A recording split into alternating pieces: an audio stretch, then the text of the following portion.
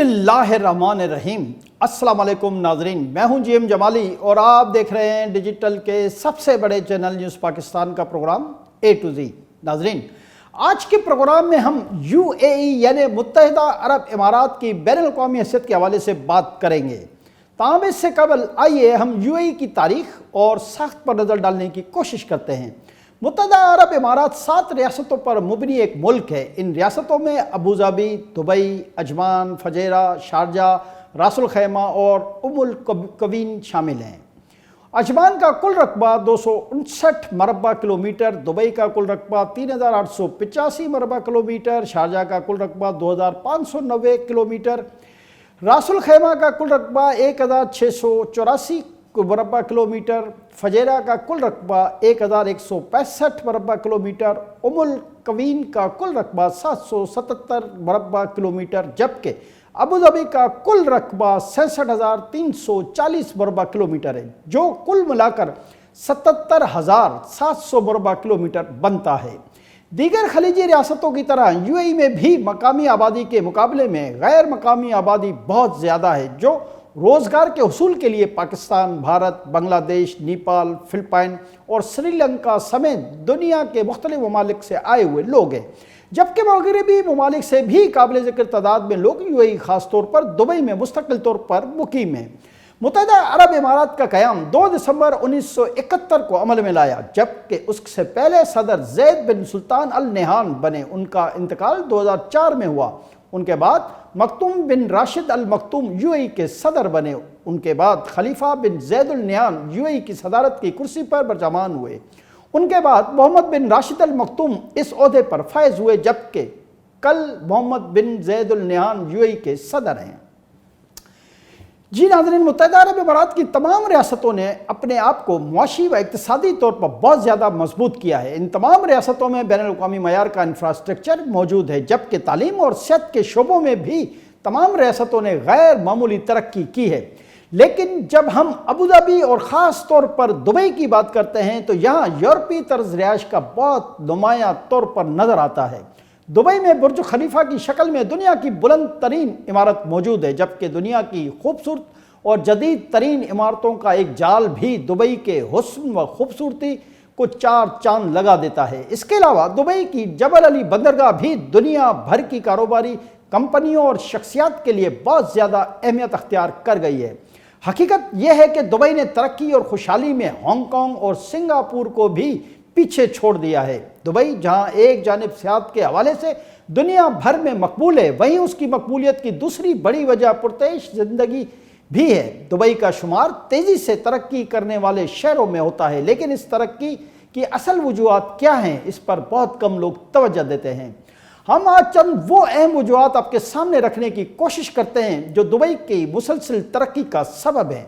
सबसे पहले तो आला हुक्मरानी की वजह से यहाँ जराइम का तनासुब न होने के बराबर है।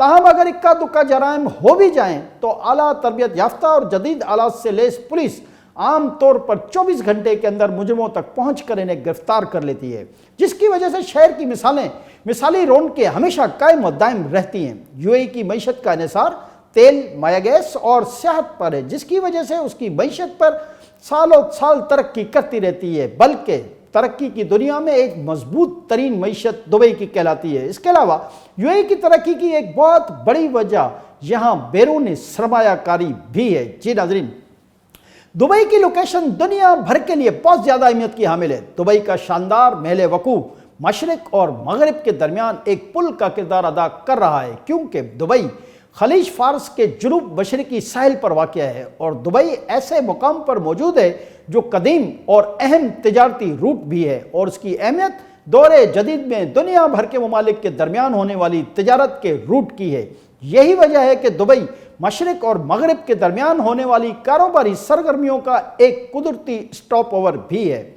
इसके अलावा दुबई अपनी सियाहत के मजबूत शोबे में भी फ़ायदा उठा रहा है और यहाँ दुनिया भर से सयाह आते हैं।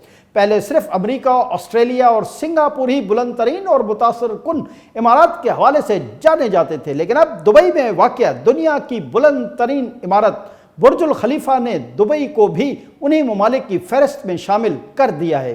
यही नहीं बल्कि दुबई में तामीर की जाने वाली कई पुरकशिश इमारत जिनमें رہائشی گھر، ریسٹورنٹس اور آفیسز شامل ہیں، نے بھی دنیا کو متاثر کیا ہے۔ یہاں دبئی کا سستا ترین ٹرانسپورٹ سسٹم بھی بہت اہم ہے، جس کا ذکر ضروری ہے، جس میں بس، tram, taxi service, metro bus اور تیز رفتار ریلوے نیٹ ورک شامل ہے۔ دبئی کو اپنی جدید آلات سے آراستہ قدرتی بندرگاہ اور مصنوعی بندرگاہ جبل علی کی وجہ سے بھی مقبولیت حاصل ہے۔ یہ بندرگاہیں انتہائی مؤثر ہیں، جہاں روزانہ ہزاروں ملین ٹن کارگو کی ترسیل ہوتی ہے، اور اہم بات یہ ہے کہ تمام آمد و رفت بغیر کسی رکاوٹ کے جاری رہتی ہیں۔ بندرگاہ پر کام کرنے والی کمپنیوں کو ہر قسم کی معیاری سہولیات حاصل ہیں، جن کا تعلق زیادہ نقل و حمل سے ہوتا ہے۔ جی ناظرین، دبئی میں کئی غیر معمولی تفریحی مقام قائم ہیں جو سیاحوں کی بے مثال مہمان نوازی کے فرائض انجام دیتے ہیں۔ یہاں سیاحوں کی تفریح کے لیے کئی حقیقت سے ملتے جلتے لیکن مصنوعی تفریحی مقامات موجود ہیں، جن میں sky high tennis court, indoor skating کی سہولت اور زیر آب ہوٹل رومز شامل ہیں۔ یہی وجہ ہے کہ کاروباری شخصیات ان تمام سہولیات پر توجہ مرکوز کرتے ہوئے دبئی میں سرمایہ کاری کو ترجیح دیتے ہیں، جو کہ دبئی کی ترقی کا ایک اہم سبب بھی ہے۔